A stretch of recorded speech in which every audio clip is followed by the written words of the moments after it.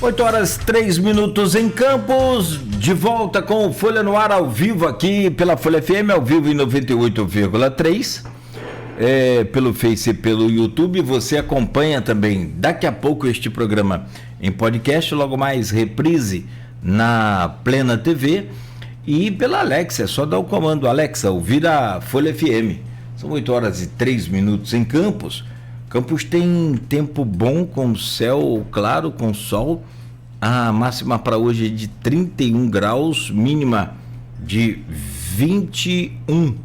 Neste momento faz 25 graus, sensação térmica de 28 graus. Tem imagens aí ao vivo agora, para quem está nos acompanhando aqui pelas redes e pela Plena também, da Ponte da Lapa. Neste momento, 8h04, movimento tranquilo nesta segunda-feira.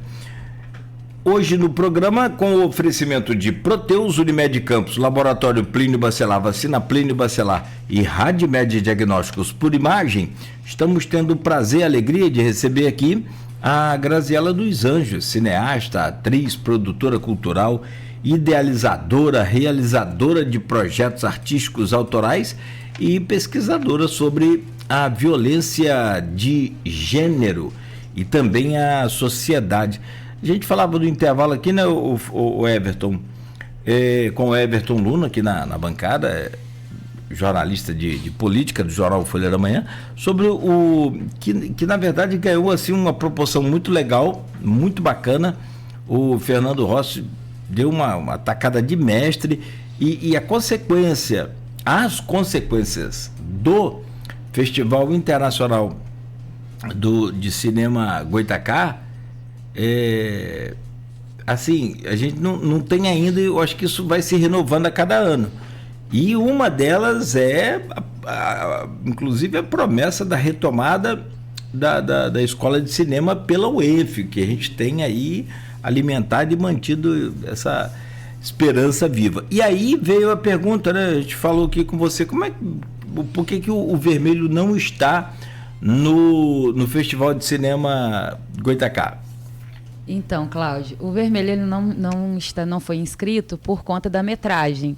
O vermelho ele é um docudrama de média-metragem, que contém 46 minutos de filme, então não foi contemplado na metragem para o festival. O festival vai ser de curta-metragem ou de longa-metragem.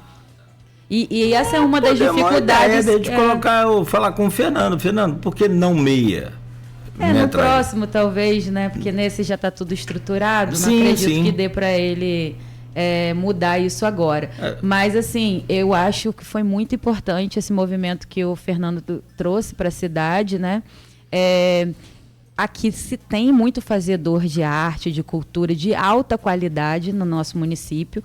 Agora mesmo, não sei se você está sabendo, nós temos um curta-metragem que está na Prime Video, Box Brasil, o Anti-Amor, que eu assisti e adorei, tá? Artistas campistas de alto gabarito. Ficou muito legal o filme, muito bom. Inclusive, eu sugiro que todos assistam. Anti-Amor, na Prime Video, no Box Brasil. Muito interessante. E aí é necessário, né, gente, esses movimentos e incentivar mais a cultura em Campos a cada vez. Porque um país onde tem mais cultura, se tem menos violência, sim. Eu estou vendo uma notícia aqui, eu nem sabia, nem conheço. Tal de Bruno Mafra, é um cantor. Aí eu estou tentando entender aqui a manchete, né? Vou abrir. Filha de Bruno diz ter sofrido ameaça de morte pela condenação do pai. Aí fui entender que esse cara, ele é desembargadora, a desembargadora, hoje estão adultos, mas a desembargadora explica aqui que o réu controlava e abusava das filhas com 14 anos dentro do carro e dentro de casa. Negócio, meu Deus do céu. Isso é mais um caso, é mais um daqueles todos que a gente, por acaso eu estou abrindo isso aqui, e as denúncias surgiram em 2019, quando as vítimas relataram abusos sofridos na infância. Os crimes foram entre 2007 e 2011 em Belém, quando as filhas do cantor, ou seja, o pai das crianças, o pai tinha menos de 14 anos.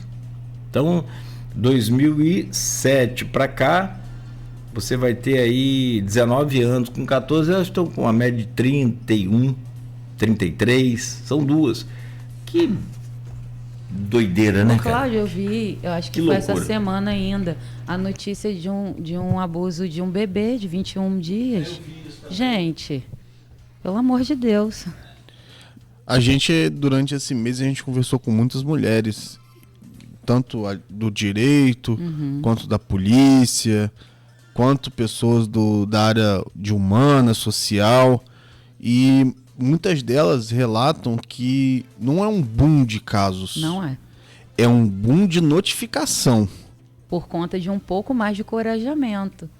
Pelas falas, por programas como esse aqui agora, por mulheres conhecerem um pouco mais sobre os seus direitos, né? Na sua percepção, assim, como ativista, quais são, o que pode ainda melhorar como política pública para que essas mulheres ainda se encorajam ainda mais, se valorizem ainda mais, para que não suporte tantas violências assim?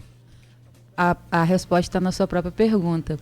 Incentivar mais políticas públicas e investir mais em políticas públicas, porque hoje, né, a gente fala de orçamentos que não contempla a quantidade total de violência que tem na cidade. Então, imagina se todas as mulheres que são vítimas na cidade de Campos forem para a delegacia e precisarem do atendimento na Subsecretaria de Política Pública para a Mulher. Você acha que conseguiria dar conta? Não dá. Então, a gente precisa investir mais em políticas públicas, entender, falar mais sobre políticas públicas, incentivar mais. Eu acho que a questão da violência de gênero precisa, sim, que todos os poderes estejam juntos e unificados para que combata de verdade, para que esse combate ele realmente aconteça, não seja só só um movimento de fala, entende? E você acredita que essas políticas têm que estar em multitarefas, legal, econômico, policial? Sim, em todos os setores e principalmente nas escolas.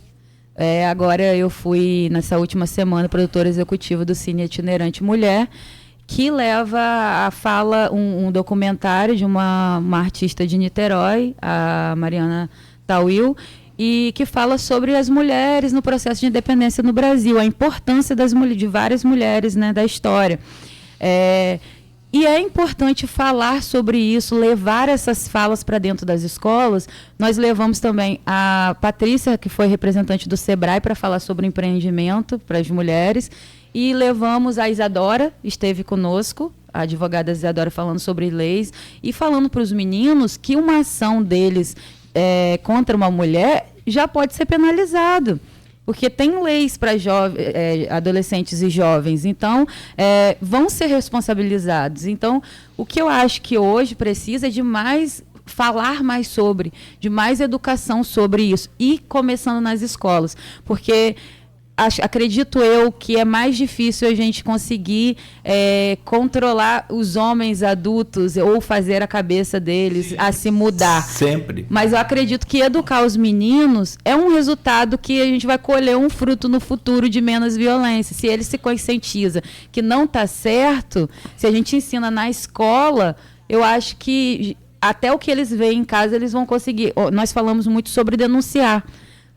Nas palestras, falamos, olha, meninos, se vocês, dentro da casa de vocês, têm um sistema de violência, denuncie, vocês podem denunciar. Qualquer um pode denunciar uma violência contra a mulher, só discar 180. E nessa questão do Cine Itinerante da Mulher, como que as meninas, vou dar um exemplo, de 12, 16, até 16 anos, veem esse material e como elas recebem?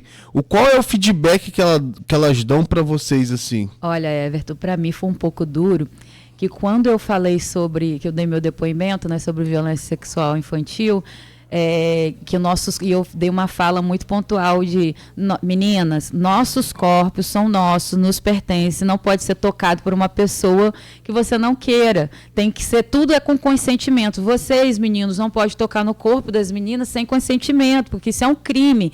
E aí as meninas meio que se cutucavam, uma olhava para a outra, não tinha uma fala.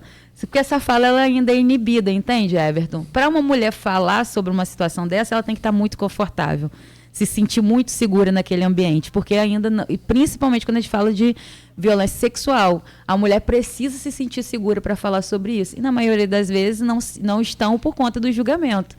Então é difícil, mas eu percebi que há um incômodo porque acontece.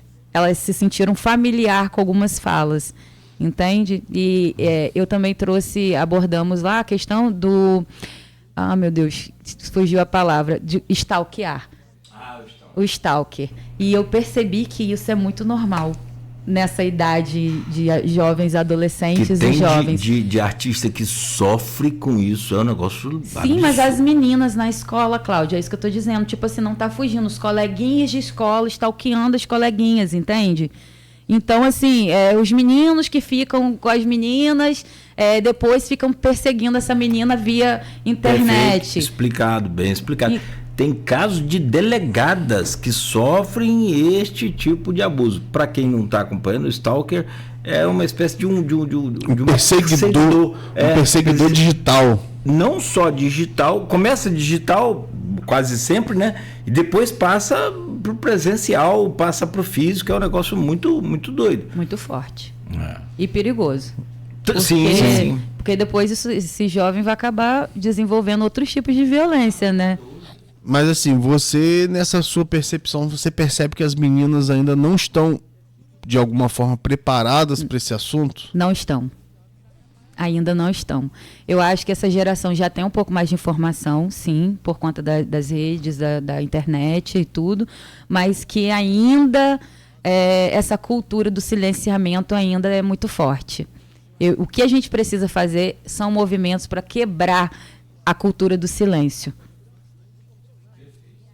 E aí você vem nessa luta sua, estou notando aqui esse movimento para quebrar a cultura do silêncio, é sensacional. Tem dificuldade para você entrar com suas palestras, por exemplo, com sua apresentação? Eu não sei, porque aí até a questão do filme tem aquele detalhe lá de não poder estar exibindo tanto, mas você tem alguma dificuldade de entrar nas escolas com a sua palestra, com o seu filme, alguma coisa, ou é bem recebida? Eu tive a oportunidade com o projeto da Mariana, né, sendo produtora executiva, e eu tive uma resposta muito boa aqui em Campos. Todos os lugares que nós fomos, eles se sentiram muito receptivos para a gente. Tá? Foi muito interessante a interação entre alunos, direção e os artistas, o fazer artístico. Houve um interesse muito forte no vermelho, e eu tive que dizer para eles que, infelizmente, no momento a gente não está podendo por conta de tentar alguns festivais, né? Mas houve uma procura até do vermelho para passar nas escolas bastante, tá? E aí, porque as diretoras e as professoras, elas estão, inclusive, eu acho até interessante um dia, talvez você trazer uma diretora de escola para falar sobre, porque elas estão vivenciando esses momentos. E as meninas com muitas crises de ansiedade. Aí a gente não sabe o porquê que isso tudo está tão forte. Numa né? proporção em várias etapas, porque tem a violência do pai e a mãe que a criança leva para a escola, tem a violência contra a própria criança e por aí vai. É uma espécie de uma corrente, um negócio muito doido.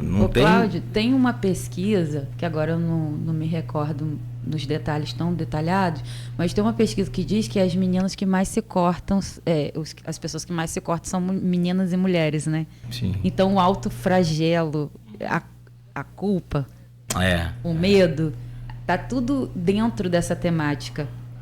Você traz essa coisa dos números que você falou, mais de 1.500 mulheres, né, são, assim, só com feminicídio, não só com feminicídio. Violência, né, batida de carro, doença, não, só com feminicídio. 1.568 mulheres. E 68 mulheres no país. Em 2025. Em 2025. Nós tivemos agora casos recentes envolvendo o pessoal da segurança. Sim. Um policial matou uma policial em São Paulo, né? E tentou se passar como ou não ter nenhum envolvimento com o caso. E aí a família entrou, está se investigando, está concluindo a investigação, mas a família já comprovava que já comprovou que ela queria sair de casa, aquela coisa toda.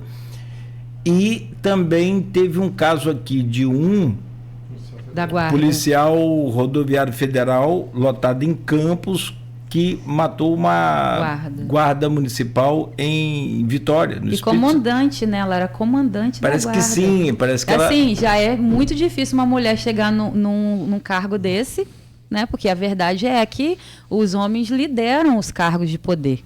Essa é uma verdade. E aí já é difícil, ela alcança esse lugar e parece que ela era uma mulher que combatia a violência de gênero, pelo que eu li, e chegar a ser vítima. Como que você vê? Porque assim, eu acho que isso atrapalha todo o processo.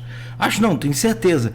Que assim, se eu sou mulher, estou aqui sofrendo uma agressão, estou sendo vítima, e vejo uma guarda ser assassinada, eu vou ficar com medo de denunciar. Como é que reflete mal na tomada de decisão das mulheres que estão sofrendo essa violência e ainda não denunciaram? Vamos voltar lá para o medo. É o tal do medo. Vamos voltar para o medo, vamos pensar junto. Se eu já tenho o meu medo normal, já sou vítima, a violência já gera mais medo, é como se fosse aumentando, né, essa tensão. E aí, quando você vai vendo, foi presa, não sei o quê, respondeu pelos atos, meio que a mulher ganha força para denunciar, para lutar contra, para sair de casa, enfim. Quando você vê uma notícia dessa, você fica assim, meu Deus, uma mulher dessa, que no caso da policial, tinha arma, né?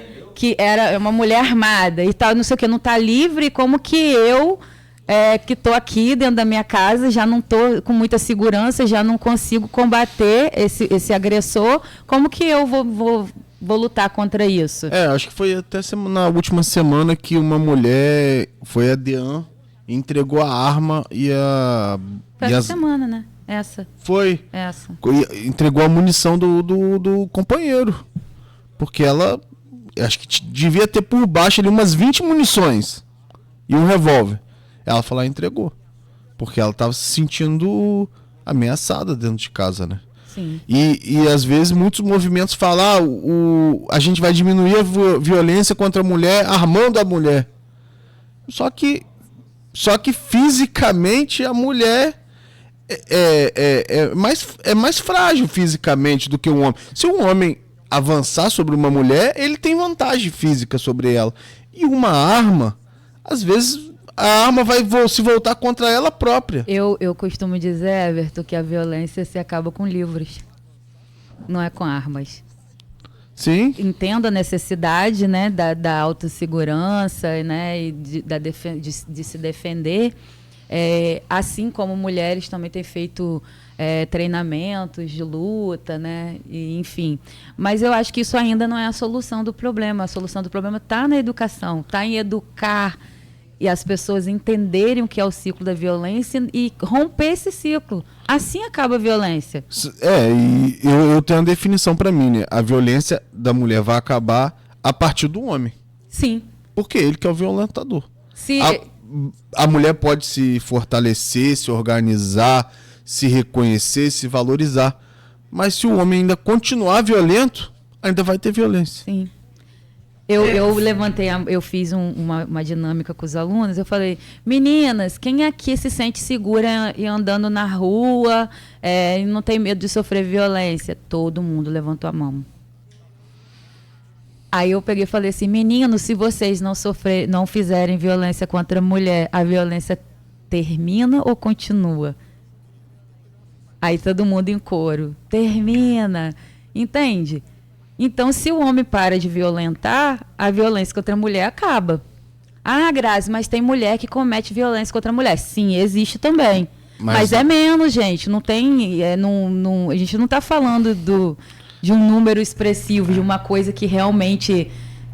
Entende? Eu acho que também já fica para aquela coisa de contextualizar. A mulher é da mulher, que é aquela coisa de querer defender o indefensável. Procurar chifre da cabeça de cavalo. Chifre de boi na cabeça de cavalo. Qualquer tipo de violência, gente, ela não está certa. Ela não está certa, ela tira o direito do indivíduo de viver, de ser. Parabéns mais uma vez aí pelo programa, ao Cláudio, Everton, toda a bancada, por levar pautas importantes. Parabéns a Grazi. Precisamos da arte para mostrar nossa luta. Essa aqui é uma guerreira. Sou muito fã do trabalho dela, a luta dela é gigante. A Magnólia. Ah, a Magnólia é maravilhosa. Magnólia é sensacional. Maravilhosa. Eu estive com ela num ato no dia 8 de março.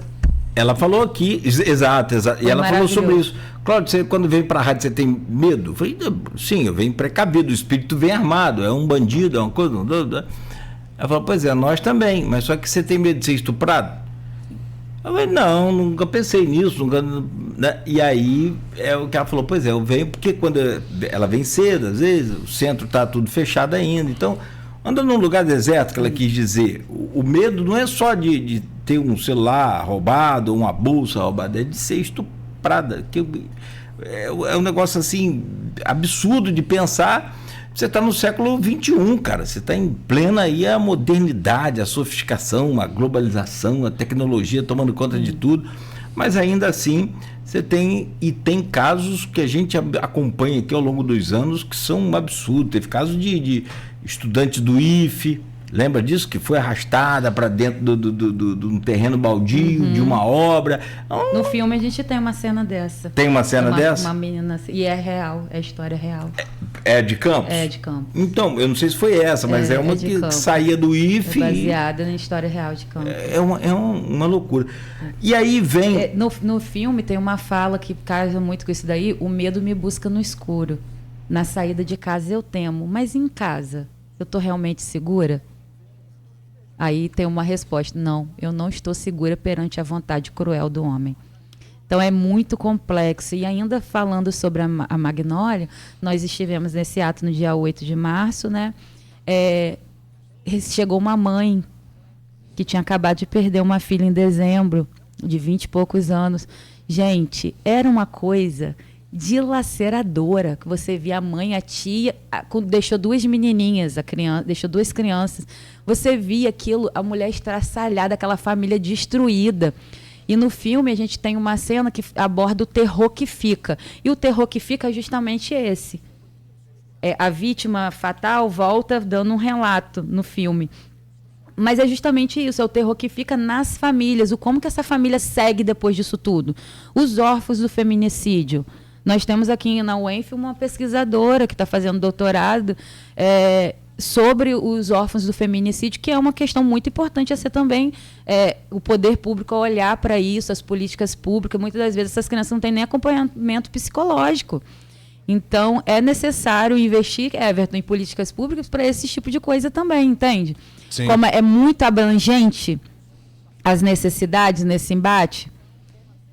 É isso. Não, e aí, assim, é um negócio que a gente perde a linha aqui de falar de casos e perde a linha, perde o fio da meada, né? É muita coisa. Teve aquele caso que eu quero trazer para você analisar, porque aí também tem o julgamento da internet. Que é horrível, né? Que aí... E me traz mulher esculhambando a própria mulher, que aí eu quero entender esse universo de trabalho com a cabeça dessas mulheres. Como é que é isso? Peraí, não estamos todo mundo no mesmo barco, não? Quem que é essa mulher aí que está defendendo os homens? Que história é essa, né? Não tem essa coisa? Teve um caso em Campos em que a mãe morreu, o filho matou a mãe. Não vou ficar citando qual, acho que a gente pode pular, se você me permite, quem está nos ouvindo. E é doloroso isso para a família, ficar repetindo. Eu penso muito nas pessoas, se eu fosse naquela coisa da tentativa de praticar a empatia, né, que não é fácil, então você tem que estar sempre ligado. Mas aí veio esse cara. E ali o pessoal falou: mas essa mãe era para ter denunciado. A culpa tipo assim, que a culpa por ter sido assassinada é da própria mulher. Própria vítima, mas muitas das vezes. Mas como assim? E aí, como é que trabalha a cabeça dessas pessoas? Como que você vê quem deveria estar te ajudando de mãos dadas com você está vindo no confronto? Desinformadas. Eu vejo assim, pessoas desinformadas, mas que reproduzem um sistema do machismo estrutural. do patriarcado, né? Dessa questão que a gente... Isso acontece desde que mundo é mundo, né? A mulher está errada, o homem está certo. A voz do homem está em primeiro lugar, da mulher está em segundo, terceiro, ou não está em lugar nenhum. E tem mulheres que são resistentes a entender, né, que o homem não está necessariamente nesse lugar acima. São lá uma vez, Cláudio, um pastor, eu fui numa igreja, um pastor fez uma pregação que eu achei muito interessante. Ele falou assim: a mulher foi feita da costela para andar lado a lado. Não foi feito do pé, do ossinho, do dedo do pé para andar de baixo, para andar pisada. E eu penso muito nisso, mas a nossa cultura, né, nossa sociedade tem na estrutura dela esse machismo, que diz que o homem está acima, que a mulher está abaixo, que a mulher tem que ser submissa a esse homem. E uma vez que ela não está fazendo esse sistema acontecer... Tem várias passagens dessas que são interpretadas assim. De forma, né, que não necessariamente é assim que na Bíblia quer dizer, né? Não levando, porque eu não sou teóloga, não tenho esse lugar de fala, mas o que a gente entende é que o respeito ele tem que haver de ambas as partes. E uma vez que esse respeito ele não acontece, tanto de uma parte quanto da outra, tá errado. O direito de um acaba quando do outro começa, né? A gente fala sempre sobre isso. E trazendo para essa questão, as mulheres, elas julgam algumas mulheres julgam as outras mulheres que não estão abaixo desse marido, desse homem, desse ser, essa figura masculina. E aí, se a mulher não está encaixada na estrutura da sociedade, logo ela é julgada, criticada e está errada. A gente tem mulheres no âmbito de política, muitas das vezes, que não apoiam as causas, que são contra as causas. E a gente está falando de mulheres mortas, assassinadas todos os dias, violentadas todos os dias, crianças, meninas, adolescentes, jovens. Então, assim, até onde alimentar esse sistema patriarcal está ajudando as mulheres? Eu acho que, mais uma vez, precisa de informação, precisa de educação, para que a realidade mude. Um dos casos mais polêmicos do momento, eu quero deixar aqui a pergunta, mas você vai me responder no próximo bloco, pode ser? Claro. Pode ser, Everton? Claro. Mas também é bem pequenininho esse bloco.